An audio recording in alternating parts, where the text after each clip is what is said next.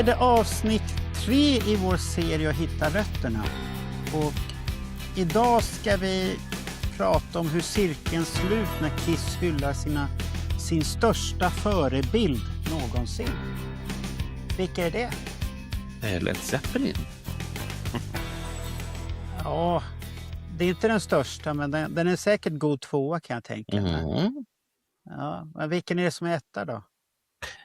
Om vi får tro Gene Simmons så har han ju snott alla låtarna ifrån The Beatles. Okej. Vad tror Daniel och Roger? Tror ni också på Beatles? Jag tror, jo det tror jag, men den låt vi ska prata om är väl inte från Beatles-tiden? Nej, det är det inte, men det är en bagge i alla fall. Ja, det är det. Ja, men inte den baggen. Nej. Och nu ska inte Bernt komma, nu kommer den här baggekopplingen som Bernt hade en gång med Mr. Bucket där. Så att den lägger vi i byrålådan igen, Bernt, Ja. eller hur? Den var inte bra där. Nej, det är faktiskt Paul McCartney. Absolut. Och det är ju att de var ju med på en hyllningsskiva till Paul McCartney. Och The Wings, det är väl det heter hans... Ja. Heter de Wings eller The Wings? Wings. Bara Wings? Okay. Ja. Det kom ju en hyllningsskiva till Wings för inte så länge sedan. Och av någon konstig anledning så var Paul McCartney med på den. Han har ju solokarriär så han hyllade sig själv då. Det kan man väl göra, det är ju bra. Det har ju Kiss gjort tidigare så det är inget nytt. Nej, Kiss har vi inte hyllat sig själv. Ja, de har ju sjungit backup-sång på flera låtar på Kiss My Ass 94. De hjälpte till lite. Och de styrde upp vilka som fick vara med och ge tribut till dem också. Så det var ju riktigt. Nu ska du inte förstöra allt här. Nej, men vi måste ju komma med lite fakta. Det kan ju finnas några juniors som tittar. Ja, du tänkte så. Okej. Den här, hur vill ni ha det? Vill ni höra låten först eller ska ni ha tekniska detaljer först? Nej, jag tänkte, den är ju fan 6:41 tror jag, lång alltså. Ja. Ska vi inte prata lite om låten innan bara? Okej, vi kan börja där var den är inspelad då. Eller prata om plattan, herregud, 34 låtar, Marco, det går inte av för hackor. Nej, den ska vi inte prata om. Vi kan ju säga, vilken låt är det vi ska prata om då? Vad heter låten? Det är faktiskt 2 låtar som är ihopsatta till en. Fan vad du har läst på, Roger. Ja. Har du varit ledig idag? Nej, vi ska lyssna på Venus and Mars Rock Show. Ja, just det. Alldeles rätt. Ja. Fast låtarna sitter ju ihop, så nu ska inte du komma här, Roger, och vara en mästerbetsare. Nej, men det är faktiskt 2 låtar. Det är därför den är 6:40 typ. Ish. Ja. Och det är ett fantastiskt vackert album måste jag säga, för att det finns 2 stycken, det är inte planeterna men det är inte långt ifrån i alla fall. Okej. För det är ju från tributalbumet The Art of McCartney från 2014. Då de gjorde den här låten. Och den är inspelad i legendariska miljöer i Los Angeles i en studio där. Som heter Nightbird Studios och Denock och Tal Bergman Studios. Jag vet inte om de är nostalgiska, men så står det i manuset i alla fall att det ska vara nostalgiska studier. Så att vi får ta för givet att det är så. Det är hans fru som har varit med och skrivit den här låten också, ja. Du menar Linda. Paul McCartney? Ja, Linda McCartney. Så det är från Wings. Ja, det är från bandets tid. Men vilken tur att jag hade en Bergman-skiva när ni pratade om Bergman. Ja. Är den inspelad i Bergman Studios då? Den kan jag inspela för den är inspelad i Los Angeles. Ja, läs vad som står i texten, eller har du inte ditt stora förstoringsglas med det? Jag tror att det står inuti skivan. Annars så kommer det stå där nere. Ser ni något? Nej. Nej. Jag ser ingenting. Jag tror Daniel är chockad här utav allt. Bara en snabb fråga här med sättningen. Är hela Kiss med att spela på den här låten? Nej. Vi har inte kommit dit för vi väntar på Bernts show här. Just det. Men vi kan göra en podd om den här någon gång. Nej, inte här i alla fall. Du får göra den på din mellopodd. Ja. Det räcker att du försökte värva mig igår till Mellopodden, men det går jag inte på. Har ni hört det, alla ni som tittar, att jag var på vippen att få med Marco och göra schlagerpoddar. Jag var impad över att han stod emot så länge som han gjorde. Men han har inte sagt totalt nej. Han var bara väldigt övertygande i sitt att han inte ville. Men jag känner Marco. Jag vet hur det kan bli. Men jag tror jag tänker det är ett ganska roligt koncept det där att ta med en som inte är så förtjust i den musik man ska diskutera. Ja, men på riktigt, tänk att ta med ett icke-Kiss-fan. Det ska vara ganska roligt att höra vad de tyckte. Då kan de ju hitta någonting som de gillar och sen kan de tycka att saker som vi gillar är jättedåligt. Du vet att vi har ett stort Depeche Mode-fan som lyssnar på den här podden? Nej, vem är det? Det var ju någon som skrev att han lyssnar ju på alla avsnitt. Ja, just det. Det var någon live. Ja. Nej, han lyssnar på de här vanliga avsnitten, för vi dissar aldrig syntmusik. Vi snackar synt. Det var nu vi snackade om Kite och de här grejerna. Kommer du ihåg det avsnittet var han kommentera. Ja, men det är, vi är inga sådana som ska döda syntare eller sånt där. För vi är syntare och kissare och allt möjligt sånt där. Men ska vi återgå till albumet vi skulle prata om, Bernt? Är du klar med showen? Okej. Men nu hoppar vi vidare. Teamet bakom spakarna i de här studien, han hette tekniker Peter McCabe och Greg Collins. Igen? Ja, igen ja. Väldigt mycket inblandad här nu som du ser, Greg Collins. Att, han fick väl någon connection med Paul, kan jag tänka mig där. Med inspelningen av, var det Sonic Boom? Ja, jag tror det. Ja. Var han inblandad i på Monster också, eller? Ja, det får man ju höra om 2 avsnitt. Jaha, då vi kommer. Okej. Då har du rätt i, tack. Det får man höra då. Nej, det är nog nästa avsnitt i Monster. Nej, men jag tänkte den här, men vänta nu, när kom den här med Ramones då? Den är före... Ja, den kanske är före. Ja. Den är tidig, 2003. Oj, det var mycket tidigare. Så vi hinner avverka Sonic Boom också där. Och sånt där. Men det här är som Roger, så det här är ingen typisk bandinspelning. För Tommy Oteyer och Erik Singer får inte vara med. För de kan ingenting om Beatles, så de fick inte vara med överhuvudtaget. Så det är bara utvalda session-musiker som är med här. Och vi kan ju dra de fina namnen som är med då. Det är trummor, Tal Bergman. Så det var hans studio, han spelade trummor i det. Är vi på Bergman igen nu? Ja, Tal Bergman heter han. Okej.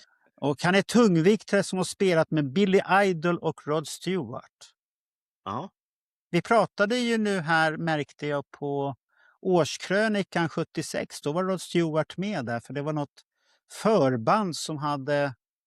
Ja, just det. Någon som hade skrivit Do You Think I'm Sexy? Ja, något sånt var det. Ja, så var det. Jag håller på precis och klipper den. Jävla Roger, säger jag. Vad fan. Ändå serverar jag allting åt det. Nej, inte riktigt. Jag har noterat lite här nu som vi ska förbättra till nästa gång igen. Okay. Gitarr och bas, Dan Petty. Keyboards, Dog Petty. Om de är släkt med Tom Petty vet jag inte. Vet ni någonting? Ingen aning. Dog Petty, är det den andras Pettys hund?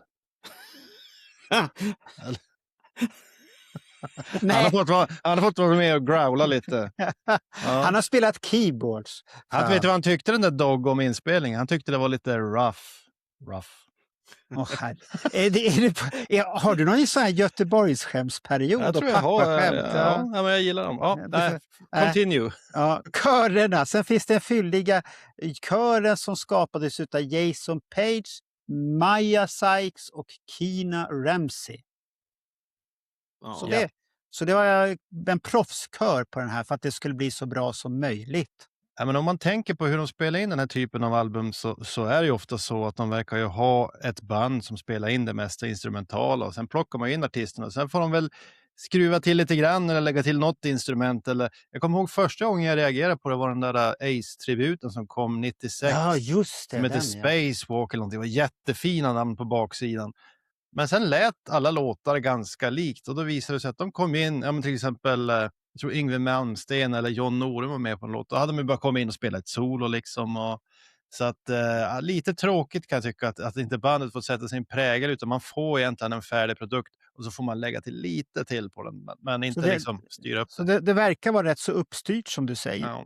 På många tributskivor. Lite tråkigt tycker jag på ett sätt faktiskt. För då blir det väl inte som du säger att den här spontana kreativiteten från artisterna, men samtidigt skulle Paul och Gene orka lägga ner så mycket tid. Nej, förmodligen inte. Jag tror så här att jag har ju lyssnat på hela den här skivan, 34 glada låtar. Dels är jag förvånad över att de är väldigt arrangerade som Paul McCartney-låtarna, och artisterna, jag vet inte om de har fått direktiv att nu ska ni låta så nära Paul McCartney som ni bara kan. Jag har lyssnat på Alice Cooper-låten, jag har lyssnat på Cheap Trick-låten, och jag tror fan att det är alla är de där Paul McCartney som sjunger. Sen står det att det är Cheap Trick eller det är Alice Cooper, men fan det är lite tråkigt om det är så. Det känns lite som att det är så här featuring som det brukar vara på vissa skivor. Ja, egentligen. Så att det är men fortfarande 34 låtar på en dubbel-CD, det är inte att leka med. Det är lite för mycket nästan. Ja, men det är ju... det är lite väl häftig hyllning. Men de delar väl på sången, Gene och Paul? Ja, för Gene tar den första biten här, Venus and Mars, och sen kommer Paul och gör The Rock Show. Han är lite häftigare Paul så här. Ja. Och så ska vi lyssna på låten så att vi kan diskutera sen då? Absolut. Och nynna lite grann. Jag nynnar. Ska du nynna? Ja, du får nynna. kommentera. Det är bara att kommentera.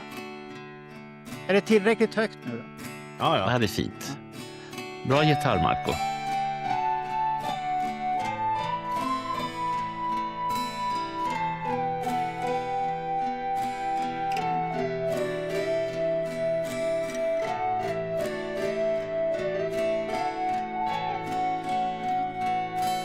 Sitting in the stands of the sports arena, waiting for the show to begin. Vad olik han lät, tyckte jag. Red lights, green lights, strawberry wine. A good friend of mine follows the stars. Venus and Mars are all right tonight.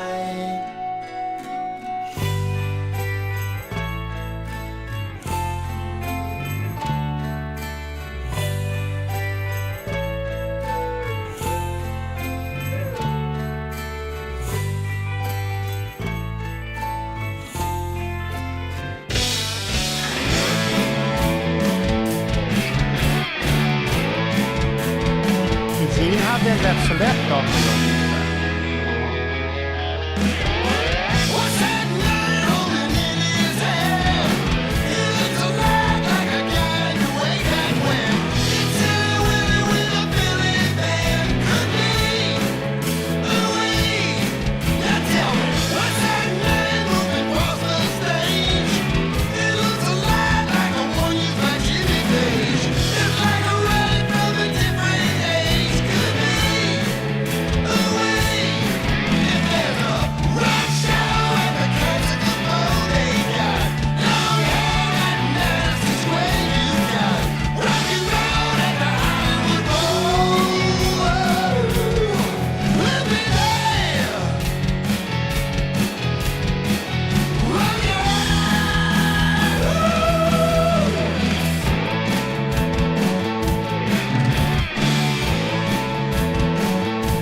Det är från tonen.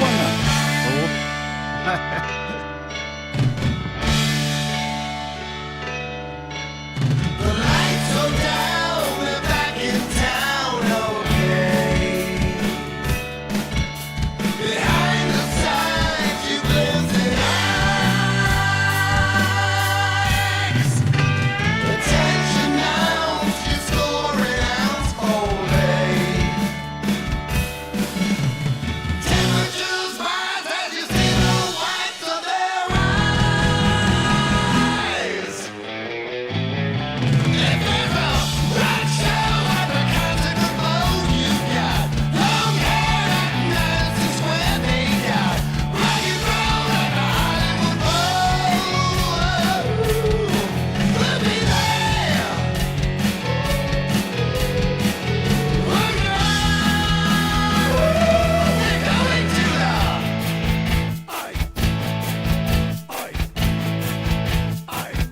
det är Gene det där. In my green metal suit, I'm preparing to shoot up the city.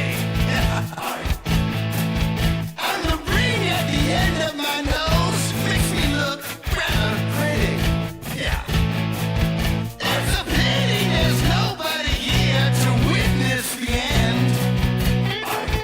Oh, sing for my dear old friend and confidant, Mademoiselle Kitty, Kitty, Kitty, Kitty.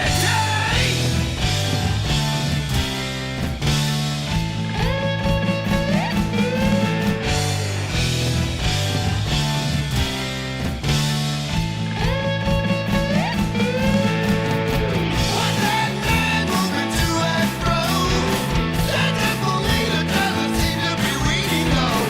A neighbor ladder and the rainbow could be a ring. If that's all, right shadow and the guns of the blow they got. Long hair and medicine's when you got rock and roll and the Hollywood bowl. We'll be there. Oh yeah. There's a black shadow at the classic of bowl you got. Long hair and the medicine swing you got. Rock and roll and the Hollywood bowl. There's a black shadow at the medicine swing. Hey, Hollywood, Hollywood bowl. Got the long hair, long hair. Yeah, yeah, yeah, yeah, yeah. I got my long hair, got my guitar. It's a rock show, yeah, yeah, yeah. A rock show.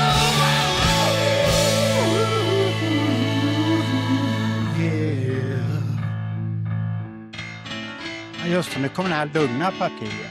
Mm. Who's Det that här är there? väldigt typiskt Wings det här. De har såna här partier. Come on now, we're going down to the rock show.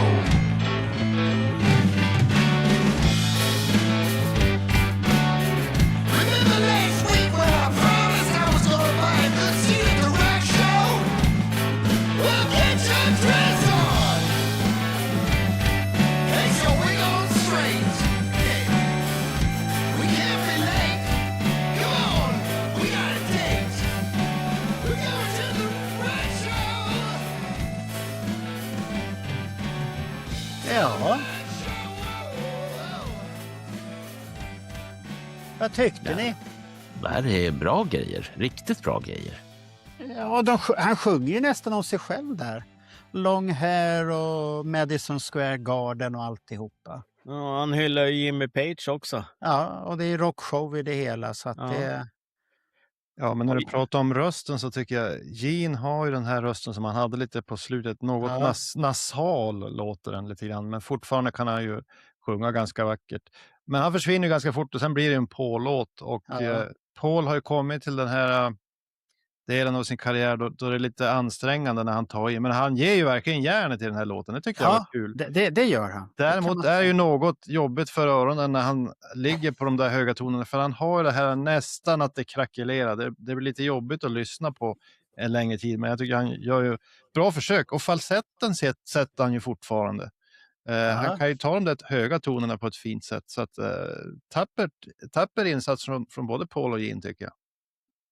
Vad det gäller det här kraxandet som du säger, att han vill ju inte sluta med det där och kunna tjoa högt och sånt där. För det har han ju gjort på alla de här turnéerna som vi har sett. Fast det är förbättringar och sånt här så får vi höra hans riktiga röst när han måste tjoa till lite. Han klarar inte av att inte vara det. För det har väl med hans sångstil att göra, kan jag tänka mig. När var den här plattan kom? Var det 2014? 2014, ja. De hade väldigt lite att göra då, eftersom i den vevan har de ju gjort då den här. De gjorde året efter Scooby-Doo. Och sen den här samarbetet med japanerna. Och risken är väl att allting gjordes 2014, bara att de andra släpptes 2015. Så kan det vara. Ja, så att de har haft mycket ledig tid. i sådana fall. Jag tror att till och med Samurai Sun är från 2012. Nej, 2015 släpptes den. Ja, men den är skriven 2012. Ja, det kan den vara, men den ska ju spelas in sen också. Ja. Men den Om vi tänker på musiken i den här låten så är den ju ganska intressant. Det känns ju som att många delar, om man ska översätta det här för ett Kiss-fan lite grann, så känner man ju delar från typ Dress to Kill. Basen är en sån här skön grej som Gene brukar spela tidigt i Kiss-karriär. En skön, han vandrar liksom upp och ner på basen, kör en slinga istället för att bara spela med gitarren. Pianot där är ju lite Christine 16 som kommer in emellanåt där. Det är ju rätt skönt. Så det finns ju delar som påminner om tidigare Kiss. Men sen när man då blandar det med lite grann som de gjorde på Destroyer. Många olika delar och många instrument som inte är så vanliga i en Kiss-låt. Man hör någonting som påminner om klockspel. Jag hörde någon synt där på slutet. Körer.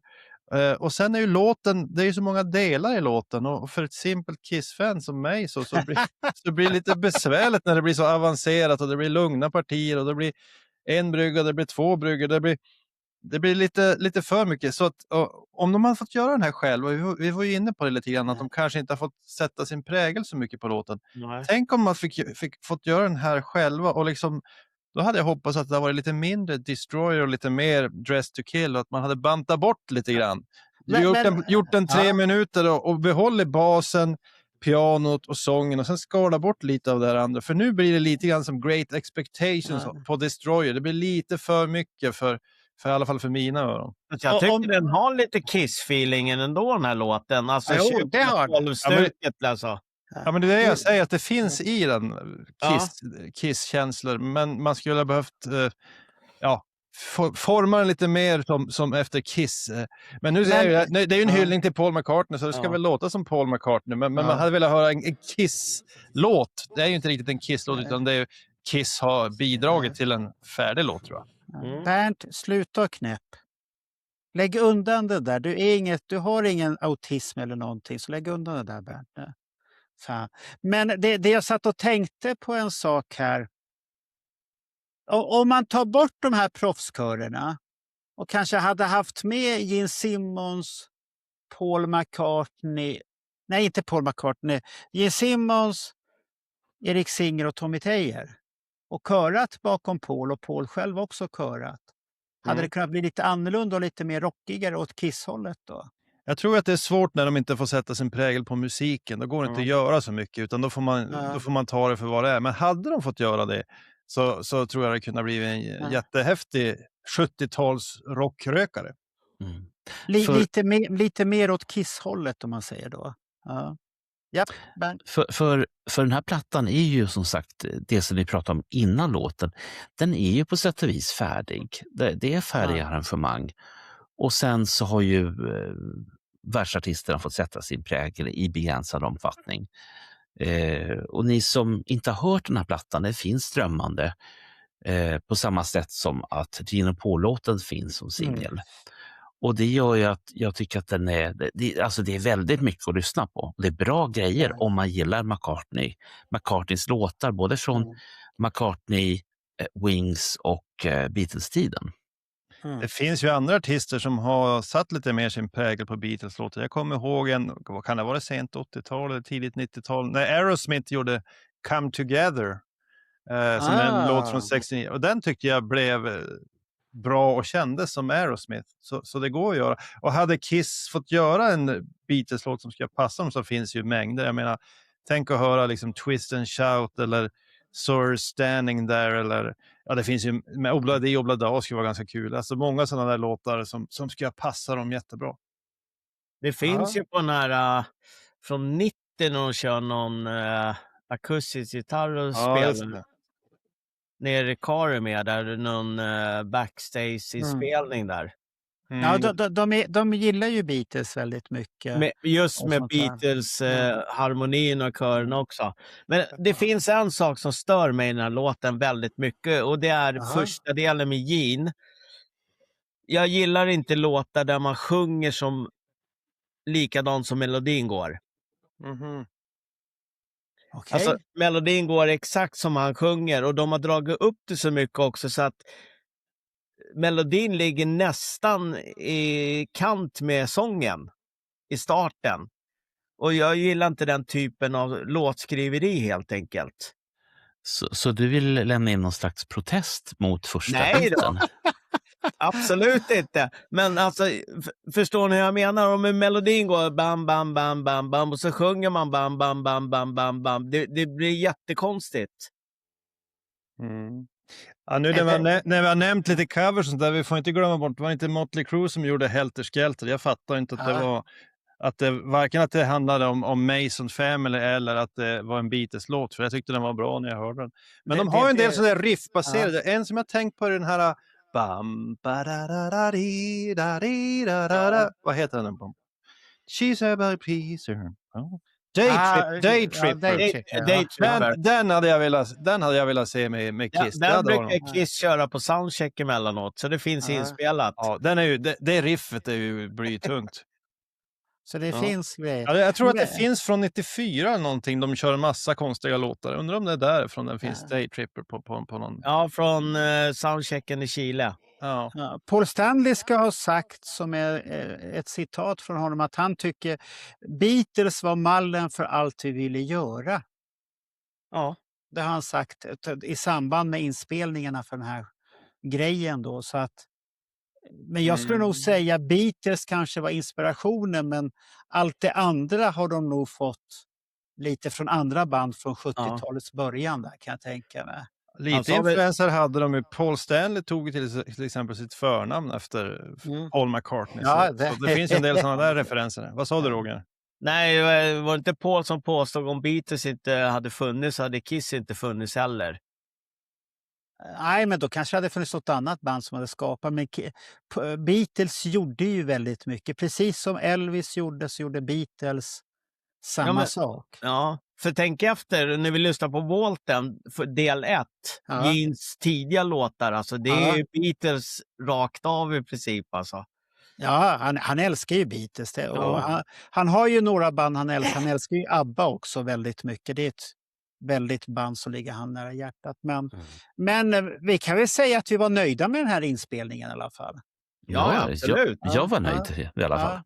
Så att det är ingen... Så att, tycker Bernt att den står sig bra i klass med de andra coversna på skivan? För att den har fått väldigt högt betyg, Kiss covers, på den skivan utav de som är med. Tillhör den bättre, du som har lyssnat på den skivan? Jag skulle säga, jag tycker om den här väldigt mycket och jag tycker om Alice Cooper.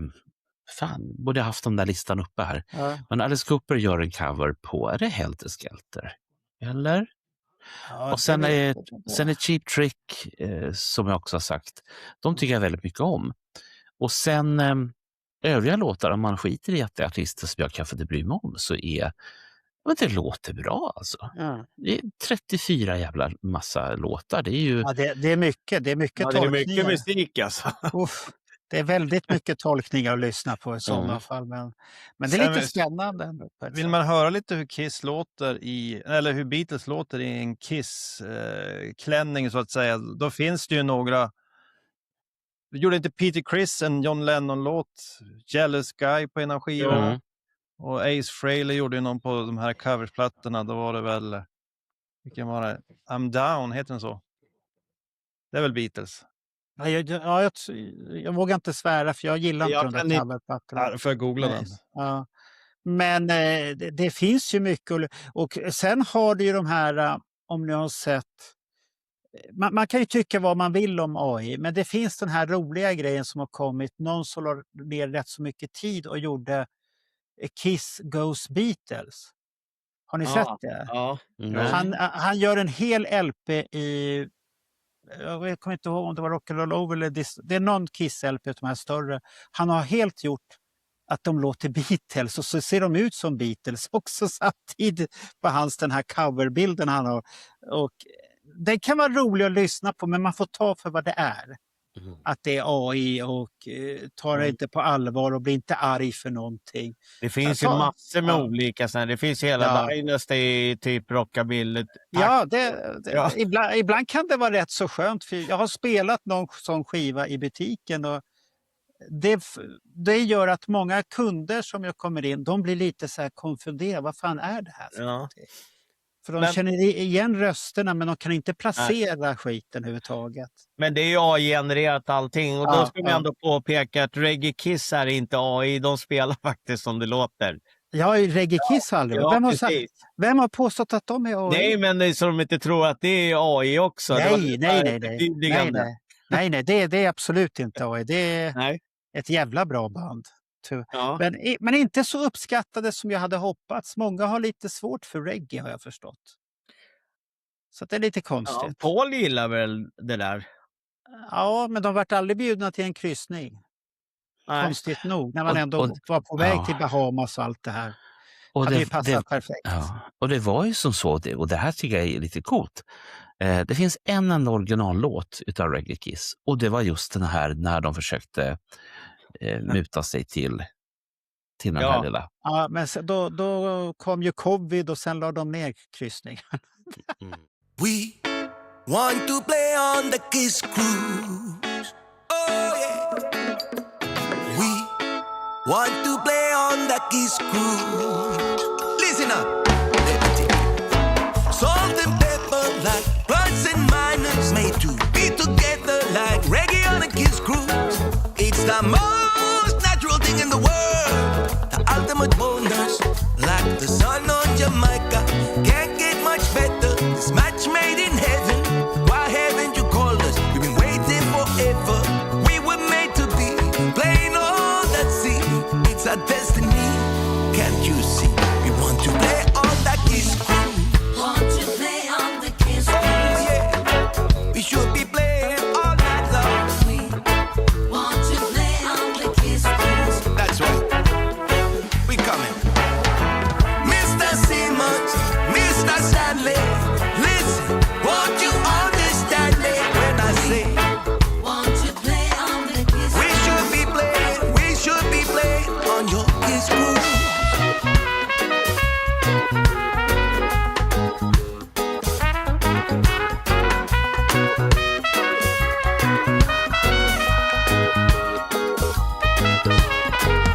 We will travel from Sweden Bring in the groove. to your Garden of Eden.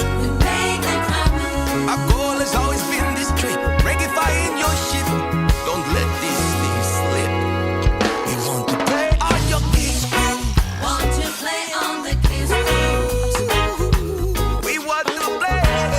Yeah. Want to play on the Kiss Cruise. We want to play. Say, Mr. Simmons, Mr. Stanley, listen, won't you understand me? Want to play on the Kiss Cruise. We want to play. Come into your ship. Want to play on the Kiss We want to play on the Kiss Cruise. Want to play on the Kiss We Cruise. want to play. Invite us. We want to play. We want to play. We want to play. We want to play all night. We want to play. We want to play. We want to play. We want to play all night. We want to play. We want to play. We want to play. We want to play. We want to play. We want to play. Men man kan ju tänka sig att de kunde bli inkluderade på någon sån här Kiss-konvent där nere i södra Sverige. Det hade varit häftigt att köra. Någon kör The Elder och någon kör Reggae Kiss och lite sådär. Ja, så det skulle vara häftigt. Men ska vi stänga lådan här nu, skattkistan, och så börjar vi lyssna in oss på Monster här nu till nästa gång. Eller behöver ni? Sitter den som i benmärgen? Alltså det är länge sedan jag lyssnat på den så jag måste nog lyssna igenom den några gånger i varje fall. Vi måste väl titta i Monstertidningen också. Monstertidningen? Ja, Ja, så den Monsterboken där det var Monsterboken har vi inte. Den var stor. Ja, den har vi inte. Nej, men den är stor. Ja, den är vi, stor. och vi känner ju en som faktiskt har den. Vi kanske kan åka dit och titta. Och... Det skulle Ja, vi göra. det skulle ju vara, det var en rolig idé, Bernt. Det var ju en rolig idé. Det skulle, han lyssnar ju på vår podd, så kom en inbjudan så kommer vi på studiebesök och tittar på Brandhjälmen och Monsterboken, ja, som är enormt stor. Fy fasgotten. Ja. Men vi tackar för den här korta lilla podden och Men ses inte, vi det här, nästa gång. inte det här en skön grej? Vi brukar göra så här 4 timmars poddar och så nu har vi gjort en minipodd. Gud vad roligt! Folk sitter där bara, va? Är det slut? Och vet ni vad ni kan göra då? Då kan ni lyssna på de gamla poddarna eller varför inte några avsnitt av Berntjournalen. Jaha, där kom det nu. Vad har hänt med dig, Bernt? Eller så kan vi dra julkalender i repris. Ja, till påsk nu. Bra där, Roger. Herregud. För det finns ju några avsnitt som folk faktiskt blir skadligt upphetsade av. Och det är väl bra att ni ser om dem så ni kan bli upphetsade igen. Ja, jag tror att det är dags att stänga butiken här nu. Ja. Vi tackar för oss och vi syns med Monster nästa gång och då är vi superladdade. Oj. I havet. Nej, det är inte våran podd. Säg mitt i gröten istället då, sådana fall. Mitt i karamellen. Ja. Så, hej då! Ja.